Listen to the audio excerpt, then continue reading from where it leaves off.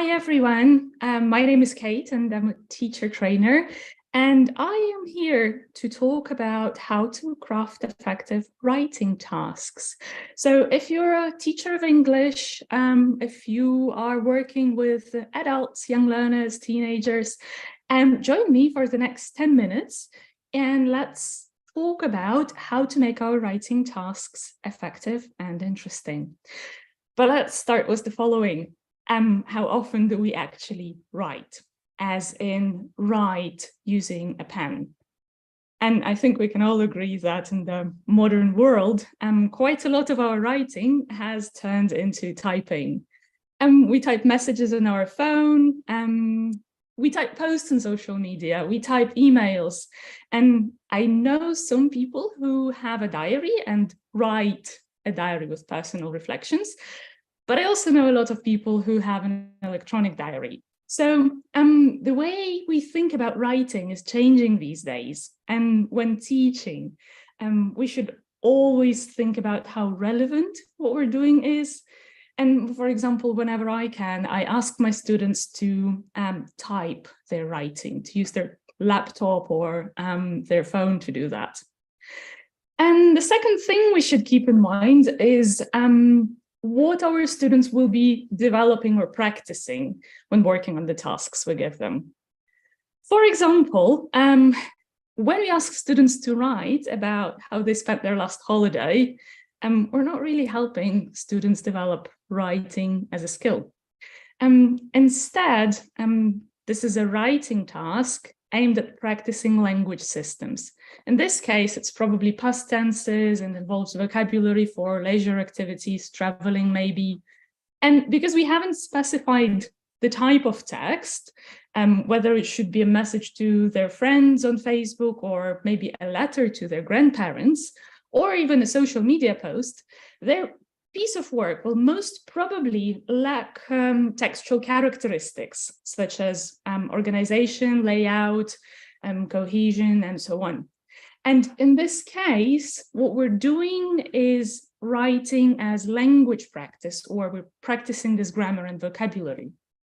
And writing as a skill, in turn, is the idea that writing is a complex process, and it involves various stages and components, such as planning, brainstorming ideas, drafting, revising, editing, and things like that. And this approach emphasizes the development of specific writing subskills that can be refined over time. It could involve structuring a paragraph, cohesive devices, coherence, organizing the information within a paragraph, and so on. And so when we approach writing as a skill, we also focus on a text as a specific type of genre. For example, it can be an email, again, a post on social media, a review, an article for a web portal, even a message simply. And this way, the writing that our students produce, it gains some sort of shape, and which brings me to my most important point today. Let's use an example to make all of this more specific, and let's talk about secondary learners. And first, we want to make sure that the type of writing we're teaching is relevant to them. Is it something they will do in real life? Is it something they will understand and relate to? Let's take writing an article as an example. These days, some schools have websites and students can publish their work there. And I imagine that a lot of secondary students might find it difficult to relate to that. And I don't think they are intending to write an article for a school website. However, when they grow up, a lot of them will have to write an article for their company website at work, or for an electronic newsletter as part of their work life. Maybe they want to become a blogger and have a blog on a portal, or write on websites such as medium.com or Reddit. Also, a lot of students take language exams, such as Cambridge B2 first. Writing an article is one of the tasks they might have to do as part of this exam. And by the way, if you're interested in finding out more about helping students with exam writing, and more specifically, doing formative feedback on writing, join my webinar, which I will be doing next Friday. There are 3 possible time slots. That's 10 a.m., 2 p.m., and 9:30 p.m. UK time. And there will be a link in comments under this video, so you can simply click on it. Or you can go to macmillanenglish.com and find the section with webinars and register there. But let's go back to our secondary students who we are teaching how to write an article. Ideally, we want to end our lesson with a stage in which students will actually sit down and produce this article. And in order for them to do this well, we need to give them a task, or we sometimes call it a writing prompt. And it should be written, it should be on a handout. And I know I'm talking to you now and this is all speaking, but this is because it's a mini webinar. A writing task should exist on a handout so that students don't have to keep all the information in their memory and they can look at it while they're working. So an effective writing task or a writing prompt will state the following aspects.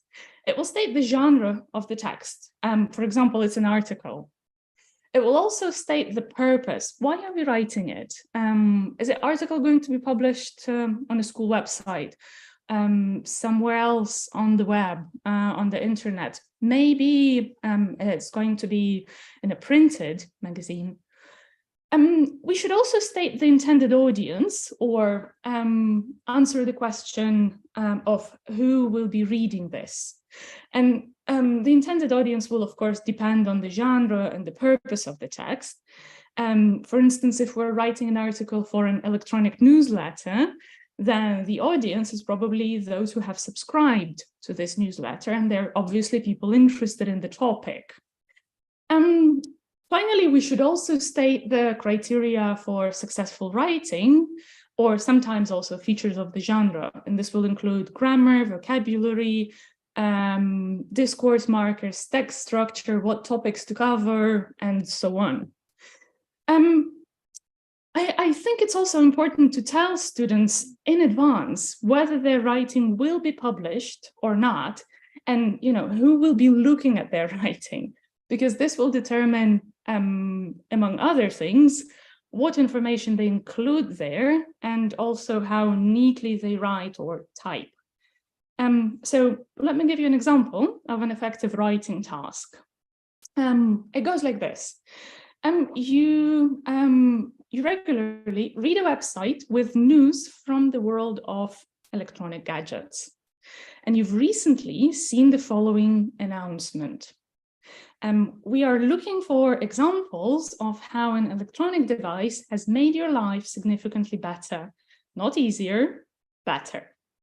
If you have something to say about this topic, write an article. State what gadget it is. Tell us why you decided to get this gadget. Describe how you use it, and explain how it has made your life significantly better. And you can also include anything else that you find interesting. The article should be around 200 words, and it should be interesting to read. We will choose the ones we like, and we'll be publishing them on our website. So more than 20,000 people will probably read it. And that's the end of my prompt. And in this prompt, we have stated the genre, it's an article. The purpose, it's on a website, and it's to share your impressions with the people. And intended audience, it's everybody who reads, who goes into this website. And because I was trying to keep it more real life, it includes very little information on criteria for successful task completion. But as a teacher, of course, I would add things like write the article in an informal style, include idioms and phrasal verbs when you can, use strong adjectives, write in short sentences, keep your paragraphs short, use one paragraph to cover one point.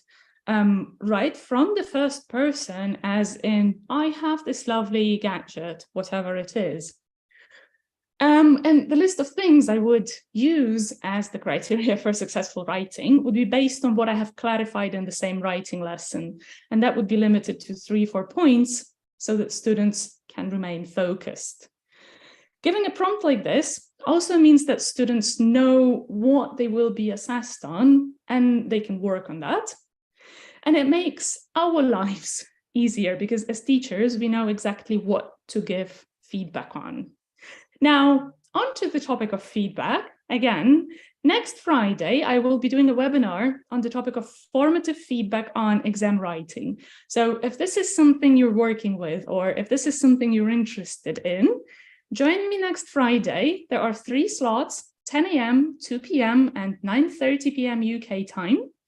The link will be in the comments under this video, so you can simply click on it and register. Or you can go to macmillanenglish.com and find the section with webinars and register there. Thanks for joining today. I hope you enjoy your writing lessons, and I hope your students will enjoy your writing lessons as well. And hopefully see you next Friday. Have a great day.